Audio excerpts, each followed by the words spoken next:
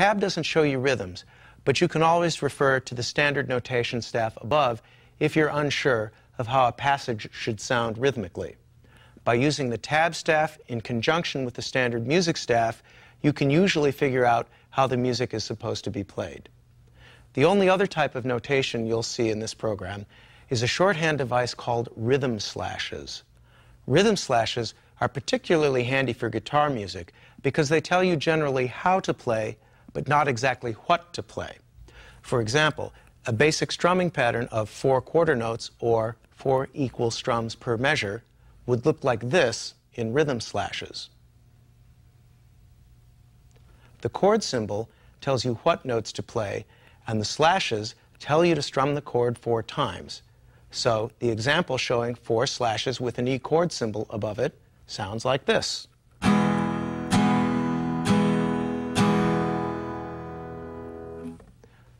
So now that you're familiar with some of the ways that music is notated, let's try playing some real music. Are you sleeping? Are you sleeping, Brother John? When you're satisfied that you can successfully form an E chord from the notation presented in Lesson 4, you're ready to play a song. Let's keep it real simple and try a song that uses only one chord, E major, and a basic strum in the right hand. Now, before you try to play along, let me quickly run through the song by myself so that you can hear what it sounds like played at a typical performance tempo. Then I'll slow it down a bit so that we can play it together. Here's the full-speed version of that well-known one-chord classic, Frère Jacques. I do the English lyrics because it's hard enough to sing and play simultaneously, let alone speak French while doing it.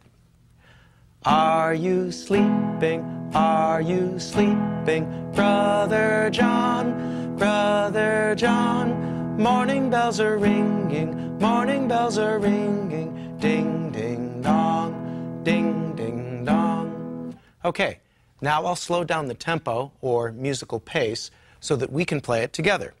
Just follow along with me on the strums, and together, let's play the song. Do you have your E chord in place? Refer to the chord diagram on screen or in the booklet if you're not sure, and restrict your right hand movements to just a simple downward strum. Don't worry about singing along yet, just play the strums with me. Ready? Okay, here we go. Ready, and let's play. Are you sleeping? Are you sleeping, Brother John?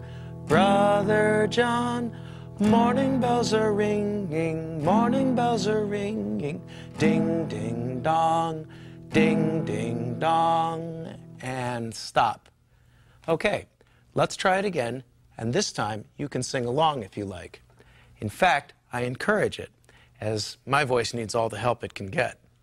But seriously, one of the great advantages of the guitar, unlike, say, the flute or the violin, is that you can sing while you play. And even if you have the vocal quality of an asthmatic goose, it's good musical training to be able to sing and play at the same time. Okay, let's do it again, this time with singing. Ready, and let's sing. Are you sleeping? Are you sleeping, Brother John? Brother John, morning bells are ringing, morning bells are ringing, ding, ding, dong, ding, ding, dong, and stop. Very good. Let's try another one-chord wonder that uses the same approach, one chord strum per bar. We're going to attempt that great nautical classic, Row, Row, Row Your Boat. So put your left hand back in an E chord position and refer to the chord chart if you need to. And this time, please join me in singing right away.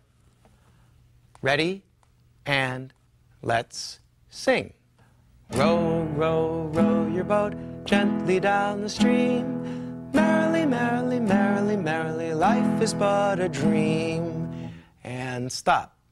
Okay, let's try it again, but this time a little faster. Ready on the E chord? Ready, and let's play.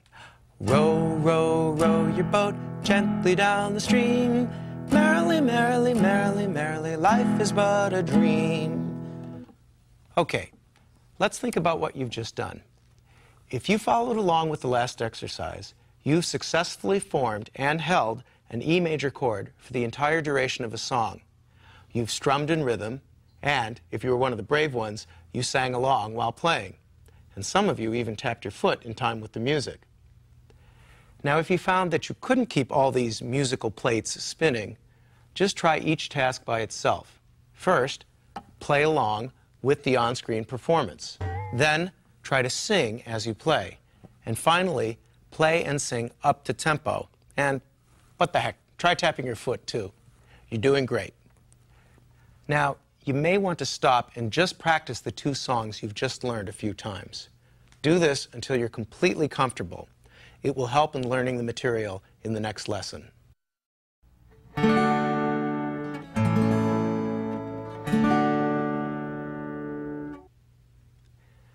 Now let's learn some new chords and how to change between them.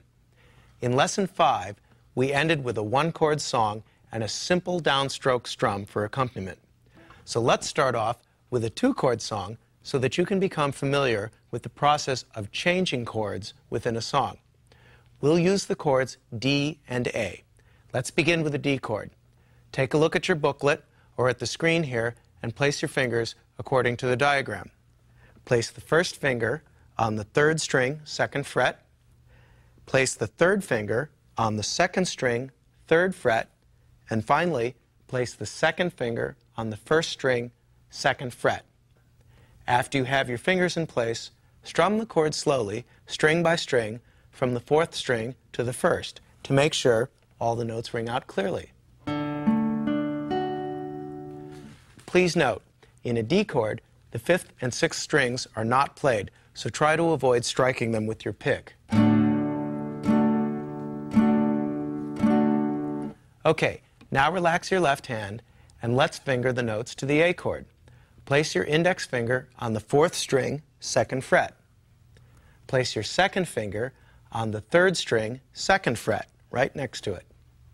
And finally, place your third finger on the second string, second fret.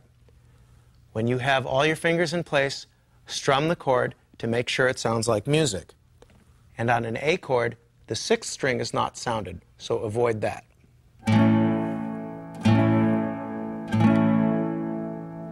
And relax your left hand. Now for the tricky part. Try switching between D and A and back again while strumming. Let's play 4 strums of D, then switch to the A for 4 strums, and then switch back again to D for 4 final strums.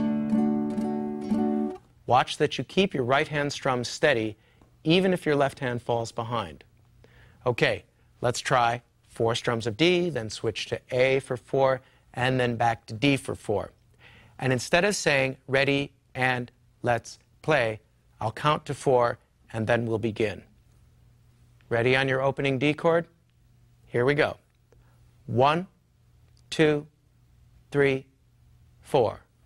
D, 2, 3, 4. Change to A. 1, 2, 3, 4. And back to D. 1, 2, 3, 4. And stop. Let's try it again, slightly faster. Stay on the opening D chord. Ready? 1, 2, 3, 4. D, 2, 3, 4. Change to A. 1, 2, 3, 4. Back to D. 1, 2, 3, 4. And stop. Relax. If you find that you're struggling to get your fingers in place in time for the first strum of the new chord, practice just switching the chords over and over without worrying about how many strums are in between, like this. The most difficult aspect of chord playing is not playing the actual chords, it's switching between them.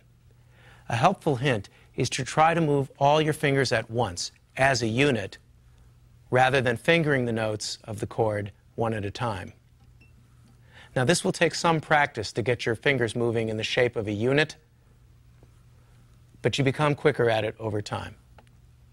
Now let's play the 2-chord song, Skip to My Lou, and focus on changing from D to A and back again.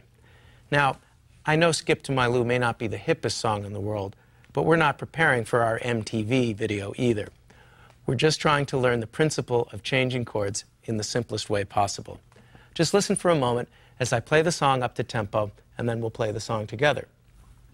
Skip, skip, skip to my Lou, skip, skip.